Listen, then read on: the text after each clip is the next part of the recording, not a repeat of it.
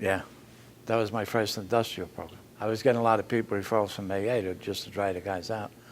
But then when they started doing something with the police officers, they needed a place to put them, and so they, because of the fact that I was friends with these two guys that were really involved in Monsignor Dunn, they said, what could we work out?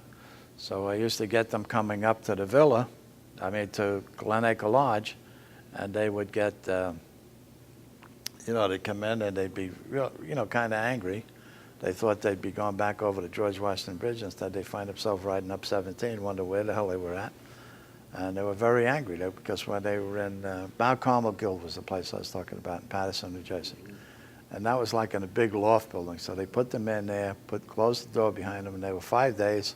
They couldn't communicate with anybody. They just went through withdrawal. And, so for 5 days, they were in no communication with the family or anything like that.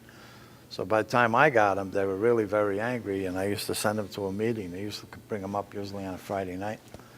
And, but it was like an early intervention thing. So I figured, I had to find out how to really kind of work this thing. So I started talking with the guys. I started, formulating my own things.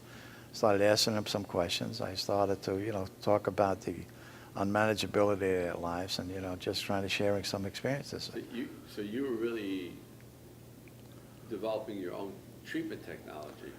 In a way, when I first started, the first time I started, I got really upset. I detoxed this guy.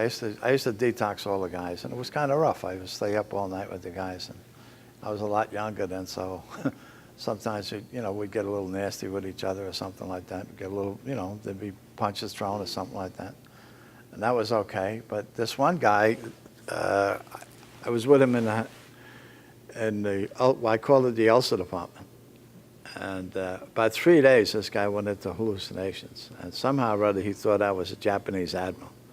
And he almost took a Japanese admiral. I don't know where the hell that came from, but he almost took my head off a couple of times.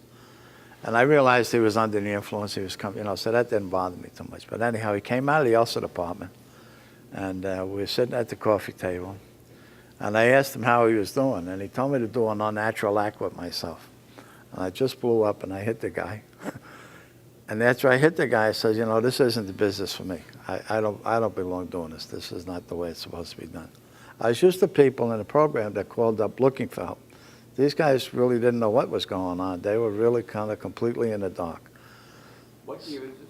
This was 66, 65, 66, somewhere in there. And then I remember somebody said to me that, the only place I knew that had any credibility but that was not doing anything was Hazleton out in Minnesota. So I went out there for a couple of days to find out, should I continue doing this or, was I in over my head or whatever.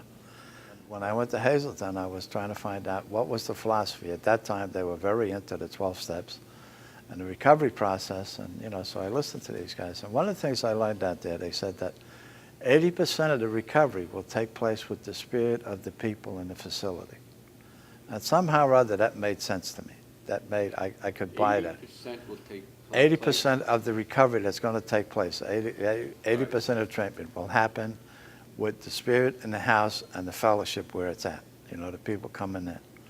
And somehow, it was like an AA, I looked at it something similar to an AA group. If there's a good AA group, there's a good bond and a good spirit. So somehow or other, I grabbed onto that, and I kind of, it kept me going.